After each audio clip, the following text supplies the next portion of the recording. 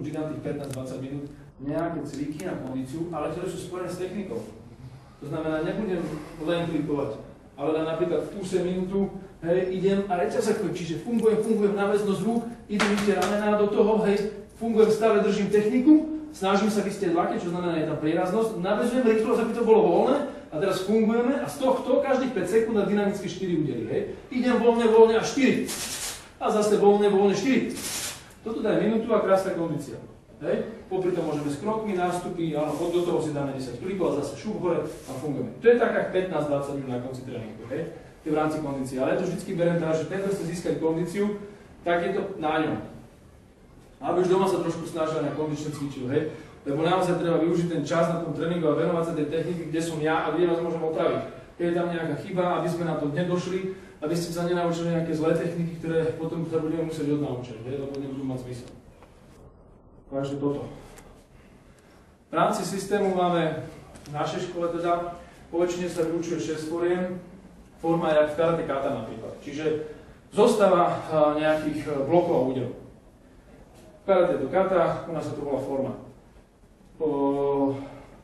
Takže u nás sú prvé 3 formy bez zbrane. Prvá forma je teda základná forma, kde sa učíš reagovať nejaké priame údery, po prípade nejaký hák a tak ďalej. Druhá forma už je zameraná na kopy, čiže kopy, potknutia a práca s viacerými supermi. To je druhá forma, čiže iba na mňa musíme byť reagovať v tom priestore pohybovať sa. Tretia forma je zameraná na bodajúce prsty, áno, a lakty, také lakty, ktoré sú špecifické len teda pre tento Wing Chun, hej. Kde napríklad neudielam len takto zostavené a spoza hlavy, aby som obišiel superové garde. Podľa to ešte na počku. Čiže príde nejaký útok, je nastúpi napríklad úderom.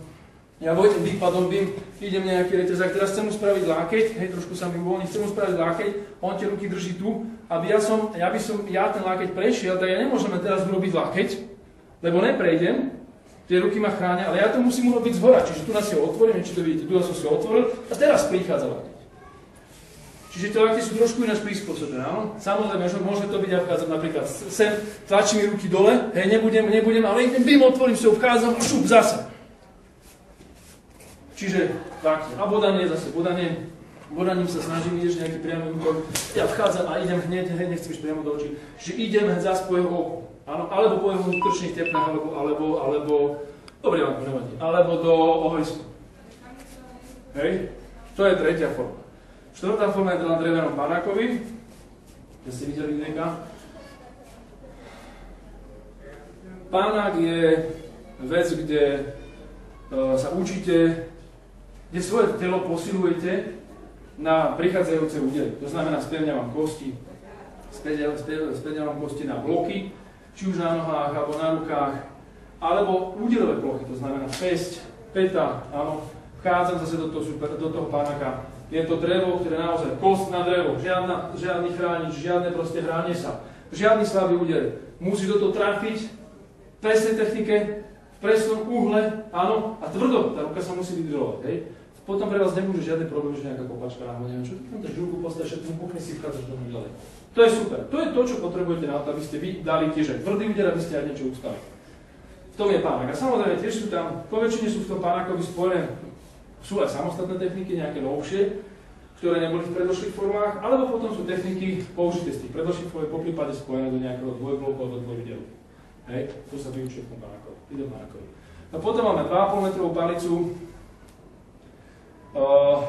ktorá je teda v systéme takou zvláštnosťou, lebo nie je to ako nepripomína to tak ten klasický Wing Chun, kde sú všetko krátke zbranie a všetko tá rýchla reakcia približne sa k superovi. Z toho palicu teda reagujem na väčšiu vzdialenosť, aby som mohol supera trafiť aj z väčšej vzdialenosti a urobiť si ten priestor. Takže je to trošičku aj z histórie, tam používali v Číne na nejakých plotiach, to hovorí história, že teda z toho to nejak vzniklo. No ale je to naozaj veľmi dobrá zbraň. Jednak na oduženie technik, teda spevňavam ruky pri tých pohyboch. Ja si predstavte, že máte 2,5 metrovú palicu, ktorá má nejaké ťažisko. Ktorý vy keď švihnete s tým pohybom, tak to má nejakú razanciu. Vy to musíte udržať, ustať. Celé. V rámci techniky je to vynikajúce posilové. Áno? musíte s tým kráčať. Ale samozrejme je to aj ako obrana vynikajúca zbraň, kde vy môžete na tiež dlhé palice fungovať. Môžete tiež tú palicu chytiť na strede, fungovať z jednej z druhej strany. Čiže tiež takto to funguje. Tiež sa to dá využiť. Potom posledná forma sú meče. Motýlie meče, tie meče boli naozaj to špecifické, takisto špecifické meče pre Wing Chun, kde boli vytvorené takým štýlom, aby sa vedeli prispôsobiť akejkoľvek dlhej alebo krátkej zbrani. Či je to nôž, či je to dlhá palica, krátka palica, či je to dlhý meč, či je to halapartňa, či to je kopia, či to je čokoľvek, áno. S tými krátkými mečmi by ste mali vedieť na tú konkrétnu zbraň reagovať. Hej. To je v rámci mečov. No a potom my, len v našom systéme teda, sme spravili taký výňatok z týchto mečov a začali sme robiť krátke palice 50 cm, kde sa používajú tie techniky z tých krátkych mečov, ale je to veľmi praktické v dnešnej dobe. Hej. Ja neviem, ste boli niekde v Brazílii, ak dneska tam prepadajú všetkých, čo sú tam olympiády, áno. Tak aby vás nikto neukradol, nebrdaj, tam nepichol s nejakým, možno neutekol, tak pre vás môže byť veľmi dobrá pomocka, malý teleskop, hej, pri sebe, áno, príde chalanisko s nožom, pre vás najlepšia obrana môže teleskop alebo krátka palica. 1000-krát lepšie ako nôž proti nožu. 1000-krát lepšie ako, ja neviem, ako čokoľvek iné. Áno, krátka palica, s tým, keď sa naučíte fungovať, vyblokuješ, hneď vchádzaš, vyblokuješ, bodneš, proste tá strana je dlhšia ako jeho nôž. Krásna reakcia, neublížiš mu, nezabiješ ho, vyšiel si zo situácie, živý, všetko OK. Áno, krátke palice, toto vyučujeme. My samozrejme nemôžem s tými krátkými palicami rezať, jak s tými mečmi, áno, motýlimi, ale môžem to vyblokovať, môžem bodnúť bez toho, aby som ho nejak extrémne zranil, áno, s tou palicou tiež to je bolestivé, tiež je tam ten švik, tiež tam je tá preraznosť. A jednoducho sa viem takto brániť pred takými krátkými sečnými zbraniami. Takže toľko k tomuto. Čo som chcel všetko?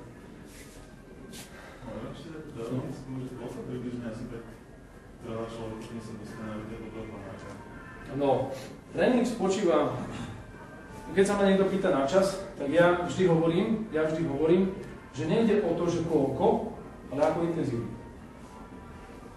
Rozumieš to, ne? To znamená, samozrejme, dajme tomu, že budeš cvičiť každý deň. Áno? Budeš chodiť 3-krát do týždňa na tréning a popri tom v ostatných voľných už si doma budeš precvičovať techniku, ktorý si sa naučil na tréningu, áno? Tak v tom prípade zase závisí. Či máš talent motorický? Mám niektorých ľudí, áno, keď prídu na tréningu, že ja im ukážem techniku, toto im ukážem napríklad šup, učím ich to pol hodinu, lebo si to proste nezapamätajú. Áno, a mám človeka, ktorý príde, šup, a on to zopakuje. To je proste, jednoducho má to gen, hej. S tým proste neurobím nič, áno. Ale je to naozaj o intenzite tréningu. Čiže keď ten, ktorý sa to naučí, áno, že mu to ukážeme, ale nebude 4 dní doma cvičiť pre na tréning a zabudol to. Ale ten, ktorého som to naučil pracne pol hodinu a doma to každý deň cvičia, príde, je to. Tak je to veľký rozdiel. Je na tom lepšie ako ten, ktorý má talent. Ale poväčšine teda to trvá tak približne, že jedna tá forma približne 1 rok výuky. Áno, čiže keďže sa bavíme o Panakovi, tak asi na 4. rok prichádza nejaký tréning na Panakovi. Ja som zvládol prvú formu za pol roka, ale intenzívne každý deň tréningu. Takže to je naozaj individuálne.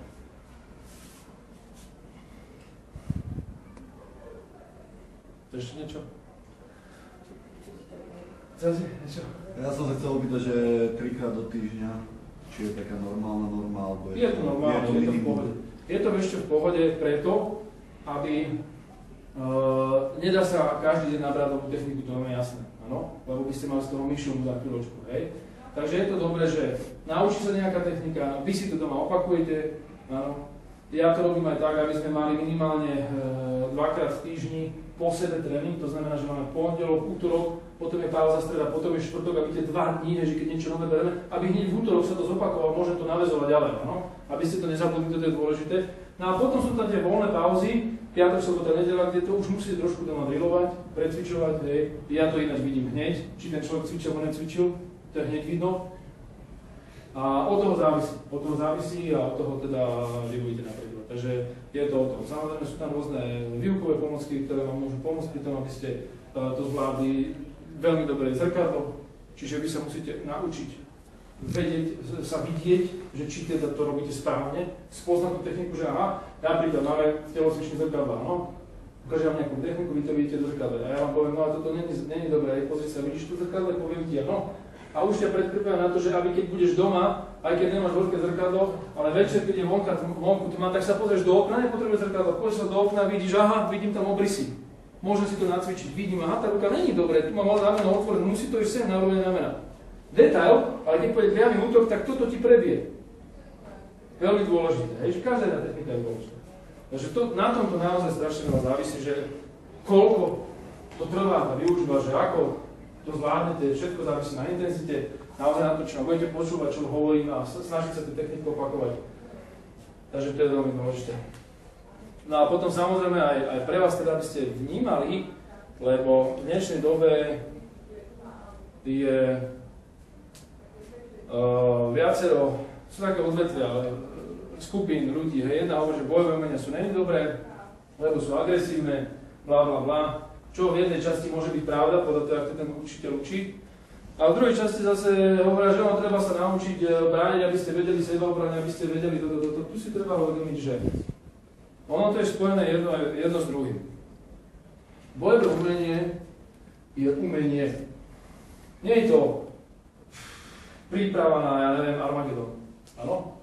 Ale je to o tom, že vy sa učíte niečo, je to umenie. Áno? Keď je nejaký huslista, je to hudobník, je to umelec. Áno? Ovláda tie husle, vie zahrať, vie niečo vytvoriť. Áno? Vy robíte bojové umenie, ovládate to umenie, čiže nielen, že vy viete vytvoriť nejakú akciu, ale vy by ste mali vedieť, keď je treba, spracovať toho úsukra tak, aby ste ho nezabili, ale aby ste tú situáciu zvládli a celé to ukludnili.